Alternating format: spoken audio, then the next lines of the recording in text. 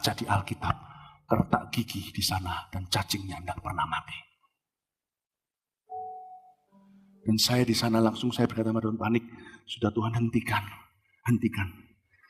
Belum saya bisa bernafas, saya melihat tiba-tiba di sebelah sana lagi, Tuhan bawa saya dari west to east, dari barat ke timur, untuk melihat ke semua daerah. Dan saya melihat ada satu orang muda dibawa, satu pria dibawa ke tengah-tengah, tidak diapa-apain, tapi roh jahatnya ini banyak sekali. Saya tahu ini jumlahnya jauh melebihi yang tadi saya lihat. Jumlah ribuan mungkin saya tidak tahu, tapi saya nggak bisa hitung mereka. Kadang-kadang mereka berbaur dan mereka semuanya kumpul di sana dan mengelilingi pria ini. Dan pria ini ketakutan sekali. Tidak diapa-apain cukup lama, lalu saya lihat adegan yang lain. Lalu Tuhan membuat saya melihat kembali ke sini setelah sekian lama dan saya dalam keadaan hancur-hancuran. Saya terus tiba-tiba roh jahat itu persis waktu saya lihat mereka sedang membawa satu pria yang lain lagi. Ketika mereka berhadapan-hadapan, saya melihat mereka mirip sekali. Karena ada terang Kristus membuat saya bisa zoom melihat dengan jelas. Dan Roh Kudus beritahu sama saya, mereka adalah papa dan anak. Father and son. Dua-dua meninggal dunia di luar Tuhan dan di dalam kepahitan, di dalam dosanya. Ketika itu saya melihat pertama-tama yang muda disuruh mengkanibal papanya. Jadi setan tidak siksa, setan melihat mereka seperti adu ayam, silakan saling menyiksa, kalau enggak aku bawa ke lautan api. Ancamannya selalu itu, padahal setan itu maha dusta.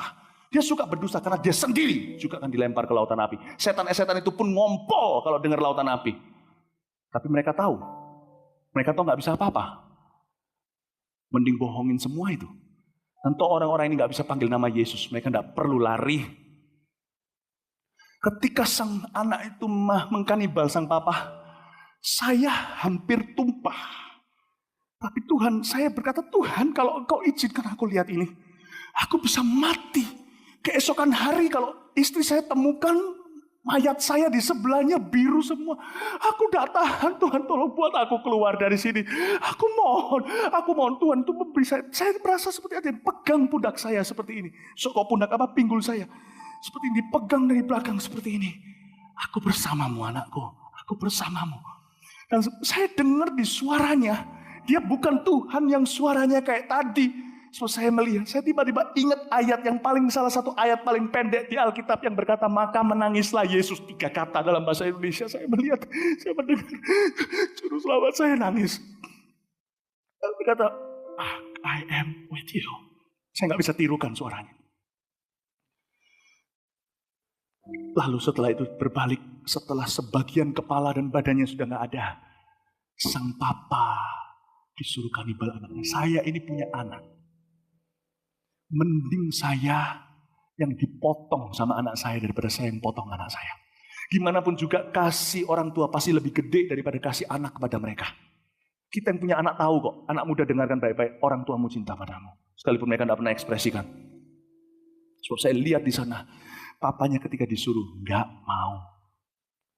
Ketika nggak mau itulah setan-setan itu memaksa dan singkat cerita.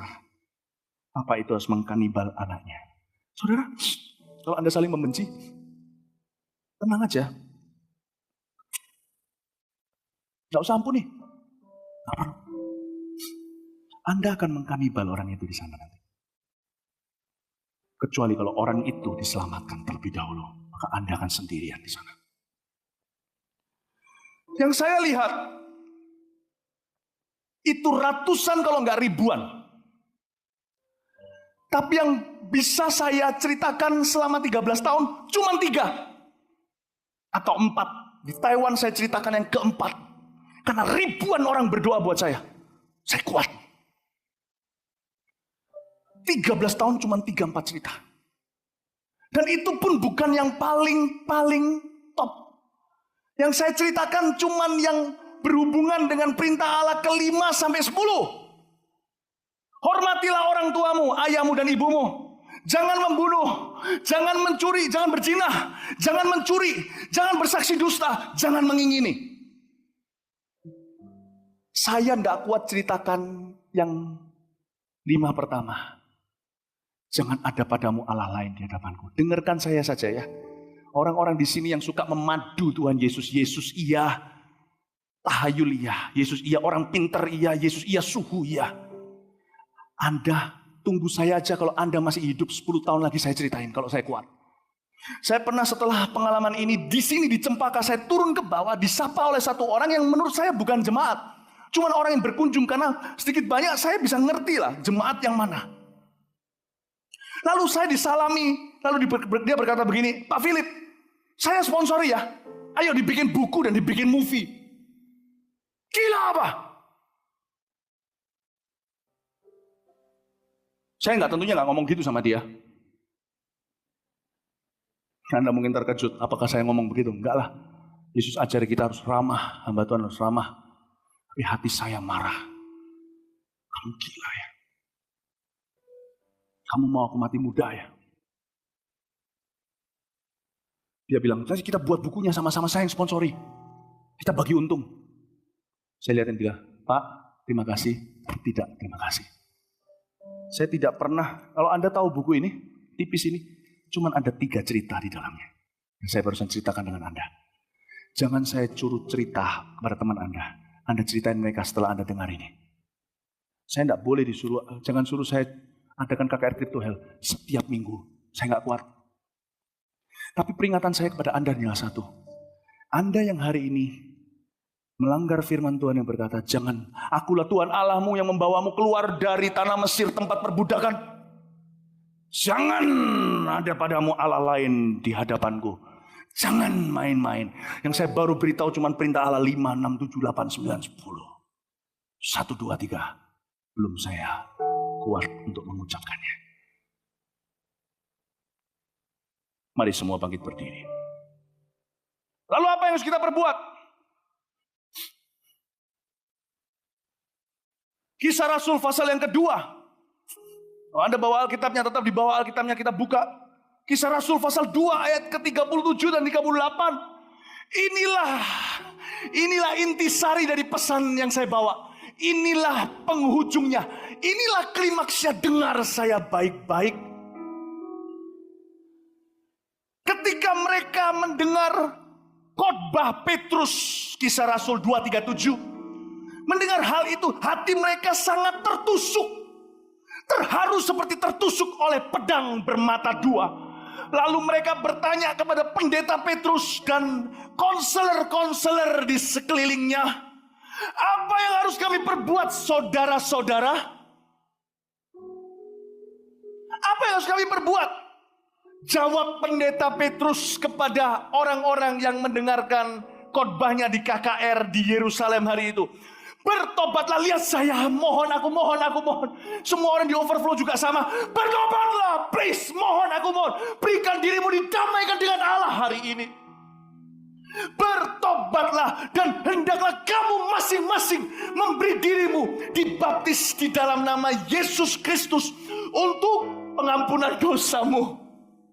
Maka kamu akan menerima karunia Roh Kudus. Saya ulang lagi, bertobatlah. Bertobatlah, aku mohon kepadamu. Bertobatlah dan hendaklah kamu masing-masing. Sekali lagi, bertobatlah. Bertobatlah, hendaklah kamu masing-masing memberi dirimu dibaptis dalam nama Tuhan Yesus Kristus untuk pengampunan dosamu. Maka kamu akan terima karunia Roh Kudus. Bertobatlah Surabaya. Bertobatlah.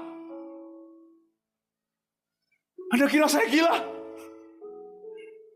Imanku tidak kalah kuat dengan iman siapapun di sini. Saya lihat itu kalau bukan karena beban Injil, saya sudah gila lihat semua itu. Kalau saya gila untukmu.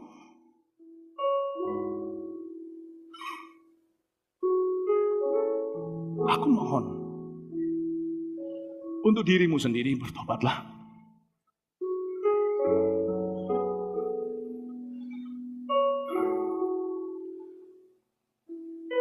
Bertobatlah, hendaklah dirimu memberi dirimu dibaptis dalam nama Yesus Kristus untuk pengampunan dosamu. Maka kamu akan menerima karunia Roh Kudus.